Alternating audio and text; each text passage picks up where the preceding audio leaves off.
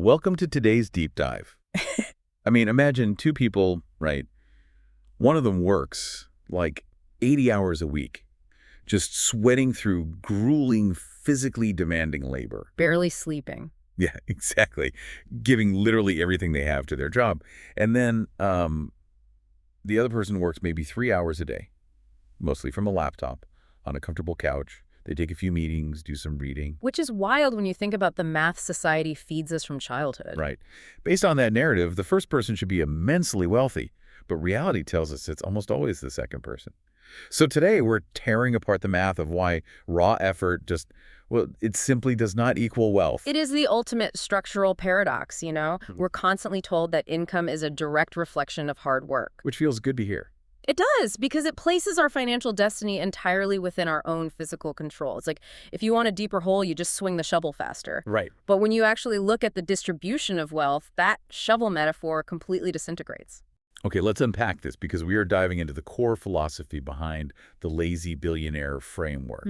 And, I mean, calling a billionaire lazy sounds almost offensive. Oh, definitely. Especially if you're exhausted after a 9-to-5. Exactly. Yeah. But this concept uses the word lazy in a very specific, almost provocative way. The mission for you listening today is to shortcut your path to the hidden rules of the wealthy. We want to understand why the standard advice to just, grind it out is structurally flawed. And it really starts with dismantling a dangerous mathematical formula that most of us operate on. Which is what exactly? That formula is money equals effort multiplied by time. And it makes perfect logical sense on a micro level. Like getting paid by the hour. Right. If you're a laborer making, say, 500 rupees a day for a 12-hour shift and you want to double your income... You try to work 24 hours. Yes. But the flaw there is biological and physical. Your time is hard capped at 24 hours, and your physical endurance obviously has a strict limit. So because the variables in your multiplier are capped, your income is permanently capped. Exactly. You're essentially running on a treadmill, you're sweating, your heart rate is maxed out, you feel the burn of all that work. But you're staying in the exact same place. Yeah, the mechanics of the machine dictate it. You just can't outwork the mechanics of a treadmill. Which brings us to the millionaire's formula. Their equation fundamentally changes the variables. For them, money equals system multiplied by scalability plus effort. Okay, so effort is still in the equation. It is, but notice it's been demoted. It is no longer the multiplier. The multiplier is the system. Let's look at the example of Mukesh Ambani from the source material. He might personally work a few focused hours a day, making, high-level strategic decisions. Right. But his systems, like the geotelecom networks routing millions of calls, his oil refineries, his retail supply chains, they literally do not sleep. Yeah, when someone makes a mobile data transfer at 3 in the morning, his system generates revenue entirely independently of his physical state. That's a great way to put it. Or consider a paradigm shift in a much more accessible profession, right? Yeah. Like teaching. Oh, yeah, the teacher example is fascinating. A traditional teacher might spend an hour in a classroom with 30 students. That is a pure effort to time trade. But if that same teacher decides to record a comprehensive digital course. Exactly. They transition to the wealthy formula. They build a scalable system. So they expend the effort to teach the lesson once. Right. But that digital asset can be purchased by 1 million students globally, simultaneously, while the teacher is sleeping. They front-loaded the effort to build an asset that detaches their income from physical labor. Exactly. But I do want to push back on the terminology a bit here. Yeah. Because calling it lazy implies a lack of friction, right? Sure. But building a telecom network, or even just scripting and marketing a high-quality digital course, takes immense, grueling effort. So isn't hard work a prerequisite? Does this mean we should just strive to be literally lazy? Well, what's fascinating here is that it's absolutely not about avoiding effort. It's about auditing where you apply your effort. Yeah, clarify that. The average person applies their effort to operating the machine. The wealthy apply their effort to building the machine. You front-load your smartest, most intense work into constructing a system so that eventually the system runs without your constant kinetic input. You lay down the tracks once so the train can run forever. Precise. And to build those tracks, you need a different vehicle than the treadmill. You need leverage and automation. The engine of a private jet, basically. Yeah. If hard work is the treadmill, leverage is the jet engine. It's the tactical use of other people's time, systems, and expertise to multiply your own output. The quintessential historical example here is Henry Ford. Oh, I love this story. Early in his career, Ford was actually mocked by academics and peers. They made fun of him for not knowing every technical, granular detail of his own automotive business. They accused him of being ignorant. Right? Yeah, of his own industry. But Ford's response was just a masterclass in leverage. He effectively said he didn't need to clutter his mind with general knowledge because he had a row of buttons on his desk. The buttons. Right. When he needed a specific answer, he just pressed a button to summon an expert whose sole job was to know that specific detail. He wasn't selling his own labor. He was organizing the labor of others. He was the architect. Exactly. And we see the exact same architecture in McDonald's. I mean, the CEO of McDonald's is not in the back of a kitchen flipping burgers to increase profit. No, of course not. They engineered this highly standardized, idiot-proof system that guarantees a burger tastes the exact same in Tokyo as it does in New York. The system manages the employees, and the CEO simply manages the system. Right. And you see this evolution in modern tech titans, too. Like Jeff Bezos started out manually packing books in his garage and driving them to the post office himself. Which is that classic effort-to-time formula. Exactly. And if he had maintained that, Amazon would just be a local bookstore today. Right. He survived because he aggressively pivoted. He built automated warehouses, algorithmic recommendations, and global delivery networks. He replaced his physical labor with scalable infrastructure. But, okay, here's where it gets really interesting. Okay. Let's bring this down to earth. Yeah. Because this is where it gets highly practical for you listening. You probably don't have a mahogany desk with buttons to summon leading engineers. Yeah. You know? Probably not. And you definitely aren't building million-square-foot fulfillment centers. So how does the average person apply leverage tomorrow morning?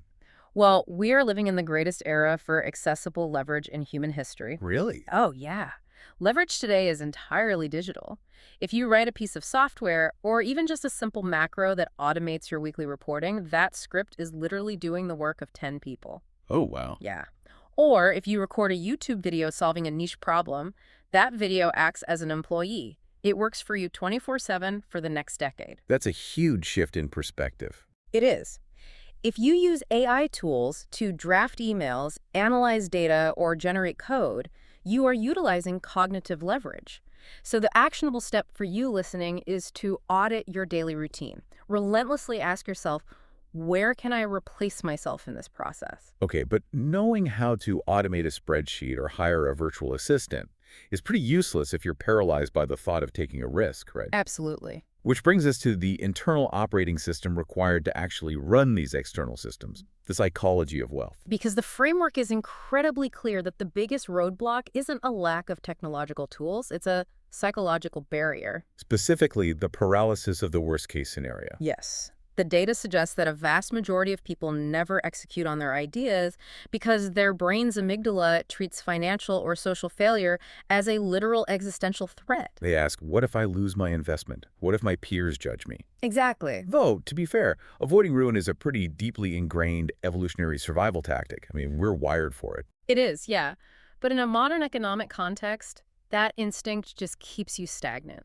Look at Elon Musk during the early days of SpaceX. Right. He invested his entire personal fortune from the PayPal sale into a venture with a massive probability of catastrophic failure. Which most people would consider insane.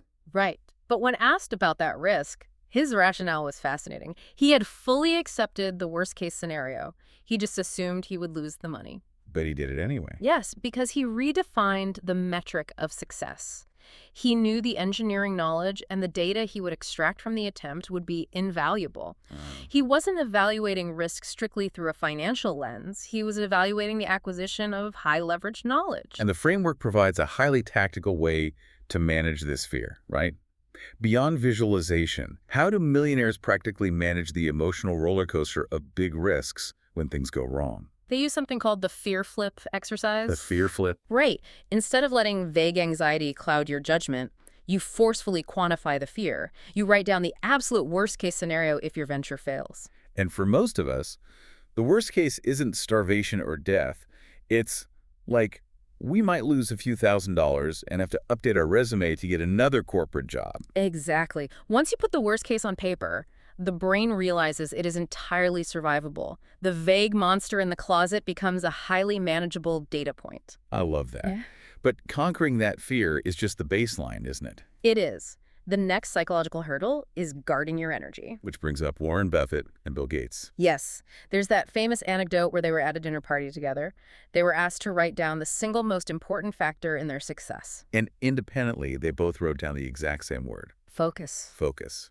Which makes perfect mechanical sense. If you have 100 units of cognitive energy a day and you spend 1 unit on 100 different micro-distractions. Like checking social media, engaging in office gossip. Yeah, or agonizing over minor decisions. You end up moving 100 different projects forward by 1 millimeter. You achieve nothing.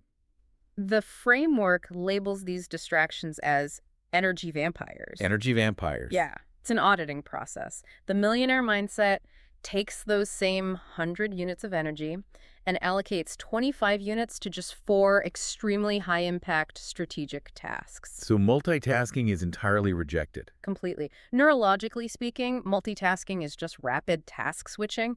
It degrades cognitive performance and introduces massive friction. And beyond focus, there's the concept of abundance versus scarcity, which I think is often completely misunderstood. Oh, totally. The source text brings up that famous story of Jim Carrey. Before he was famous, when he was practically penniless, he wrote himself a check for $10 million for acting services rendered. He post-dated it for Thanksgiving 1995, right? Yeah, and kept it in his wallet. He visualized achieving that goal constantly. And right before that date, he was cast in Dumb and Dumber for exactly $10 million. It's an incredible story. It is. But the danger here is interpreting this as mystical magic. You know, you don't just imagine money and the universe hands it to you. Exactly. The value of that anecdote isn't magical thinking. It's a demonstration of cognitive programming, Yes. specifically involving the reticular activating system, or the RAS. What does that do? Well, your RAS is a bundle of nerves at your brainstem. It filters out the millions of pieces of sensory data you encounter daily, only letting through what it deems important. Okay. If your brain is operating on a scarcity mindset, your RAS is programmed to only spot threats, risks, and reasons why things will fail. Right. It's like when you buy a new car, suddenly you see that exact model on the highway everywhere. Yes. The cars were always there. Your brain just finally told your RAS to stop filtering them out. Exactly. So by writing that check and obsessing over the goal, Jim Carrey was explicitly programming his RAS to spot opportunities, network connections, and creative risks that a scarcity-driven brain would have just ignored. And to take that a step further, maintaining that focused, abundance-driven state requires extreme emotional control, particularly when the stakes are high. The wealthy do not let external volatility dictate their internal state. Right. When a market dips, average investors let their amygdala hijack their logic and they panic sell. But the wealthy view the exact same dip as a discount, a systemic opportunity. And there's a really fascinating tactical application of this emotional control during negotiations. The strategic use of silence. Yes. When you make an offer or ask a critical question, you simply stop talking. You endure 5, maybe 10 seconds of dead air. Which feels like an eternity. Sociologically, humans are deeply conditioned to maintain harmony and avoid the awkwardness of silence. So when you deploy silence, the other party will almost always rush to fill the void. And in their discomfort, they'll negotiate against themselves or reveal their actual baseline. Silence is a psychological weapon deployed by a highly controlled mind. But all of this internal focus and psychological control hits a ceiling if you do not have external multipliers. Right, you cannot scale a system entirely in isolation. Once your mindset is dialed in, you need to leverage the architecture of the world around you. And this comes down to 2 primary multipliers: your network and your income stream diversification. Let's tackle the network first. The core principle here is that your net worth is directly correlated to your network. Right, because the myth of the solitary genius building an empire alone is mostly fiction. Completely. Look at Steve Jobs. He was a visionary, but his vision for revolutionizing digital animation was useless without the technical and creative leverage of John Lasseter and the entire team at Pixar. He acquired their brilliance to scale his vision. Exactly. But consider the friction there. Most networking advice fundamentally misunderstands human psychology. Yeah, average networking is highly transactional. It's walking into a room, handing out business cards, and silently asking, "What can you do for me right now?" Which triggers an immediate defensive response in high-value individuals. They can smell a transaction. So what does this all mean? I mean, a lot of networking advice feels highly transactional and honestly gross. How do the ultra-rich do it differently without being sleazy? Well, this raises an important question. The framework suggests flipping the dynamic entirely. You play a 5 to 10 year long game. Okay.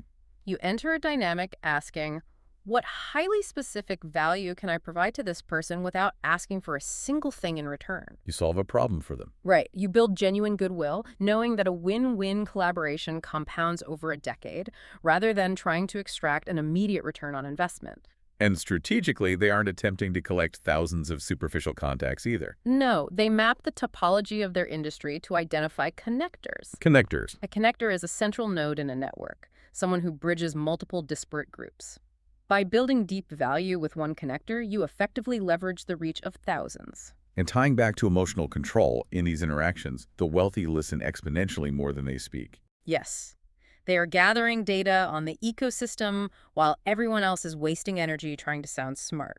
Which feeds perfectly into the second multiplier, managing the capital those networks generate. And this is where I want to break down the mechanics of the 70-20-10 rule. Because it's not just a budgeting trick. Exactly. It's a mathematical shield against ruin. Let's dissect the mechanics of it. So the rule dictates you put 70% of your capital into highly stable, safe assets.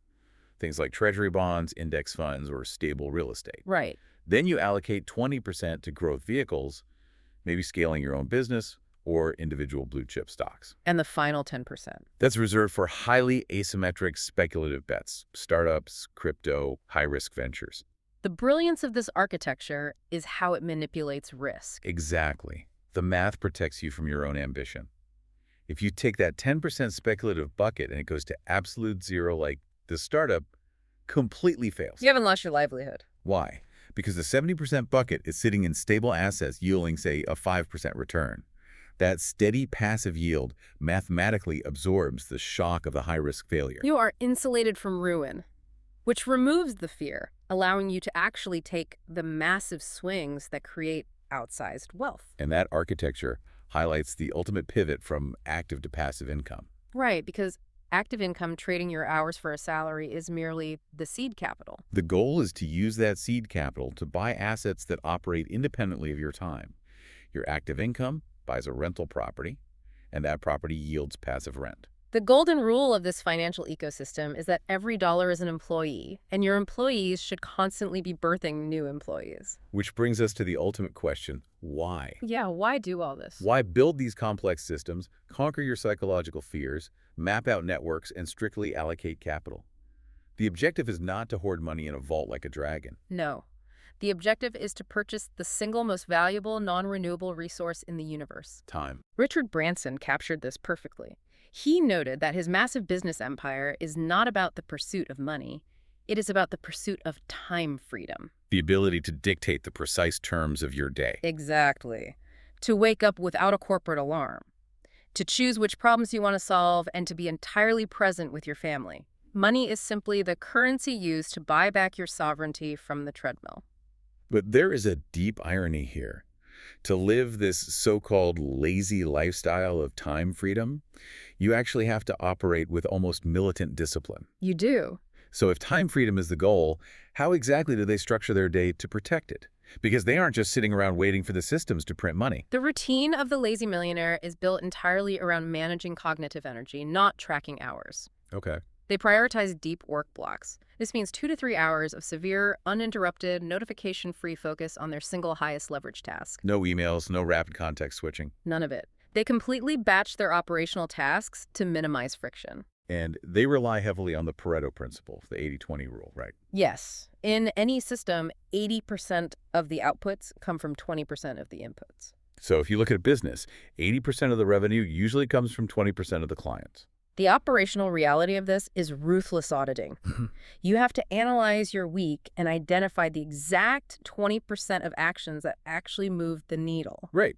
If you're a business owner whose strategic planning generates thousands of dollars of value an hour, but you're spending 3 hours formatting a spreadsheet, A task you could outsource for a fraction of that cost. you are actively destroying your own wealth. You must delegate or delete the 80% of friction to protect your leverage. And their physical recovery is treated like a corporate strategy, too. Getting 7 to 8 hours of high-quality sleep is non-negotiable. Because sleep deprivation destroys executive function and emotional control. Absolutely. Furthermore, they rely on the mathematics of microhabits. They understand the compounding effect. Like getting 1% better every day. Yes. If you improve a system, a skill, or a metric by just 1% every single day, the mathematical compounding results in a 37 times improvement over the course of a single year. Wow. They aren't looking for overnight leaps. They are looking for microscopic daily leverage. Exactly. But what happens when the math fails?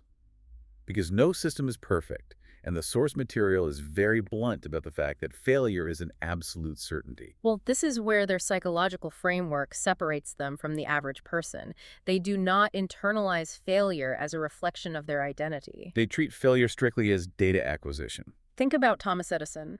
The famous quote about failing 1,000 times to invent the light bulb perfectly illustrates this. Right, he didn't view himself as a failure. No, he viewed the process as discovering 1,000 mechanisms that didn't work. The failure was just expensive, but necessary feedback. You see this constantly in modern business strategy. Look at the architecture of Netflix. Oh, perfect example. They built a massive system, mailing DVDs in red envelopes. It was a great system. But if they had stubbornly clung to that specific output, they would be a historical footnote like Blockbuster. Instead, they read the data. They saw the technological shift toward streaming infrastructure, and they ruthlessly pivoted. The wealthy treat financial loss like a tuition fee paid to the market for an invaluable lesson. They ask, what data did I purchase with this failure, and how does it upgrade my next system? The average person lets a failure dictate the end of their narrative. The wealthy use failure to calibrate their leverage. Because they utilize rules like the 70-20-10 portfolio we talked about. Yeah. A localized failure doesn't wipe out their ecosystem. Right. They absorb the blow, extract the lesson, and deploy a more resilient system the next day. So when we pull all of these threads together, the core insight is just profound.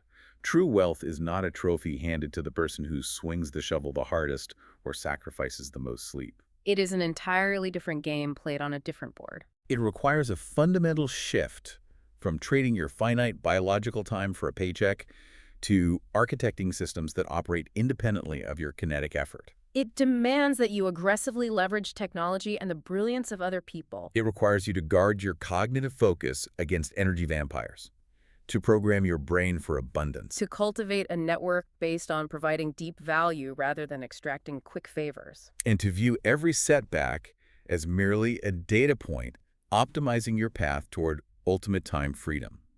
It fundamentally changes how you view a Tuesday morning. It really does. And we want to leave you, the listener, with a question to evaluate your own routine as you move through your week. Yeah. When you wake up and start your workday tomorrow, are you merely supplying the fuel to keep someone else's machine running? Or are you taking at least a fraction of your energy to act as the mechanic, laying down the tracks and building an engine that will eventually run on its own? Think about the architecture of your own life. Are you sprinting on the treadmill, staring at the console, hoping the numbers eventually add up to freedom? Or are you stepping off the machine entirely? Right. Looking at the mechanics of how it works and deciding to build a vehicle that actually moves forward, because the math of the treadmill will never change. But the system you choose to build is entirely up to you. And one last thing to mull over. Go ahead. Think about Henry Ford and the buttons on his desk connecting him to experts. Yeah. If your mind is a desk, whose buttons are you pressing when you face a crisis? Are you consulting the voices of abundance and strategy in your head, or the voices of scarcity and fear? Oh, wow. Maybe it's time to rewire your mental desk.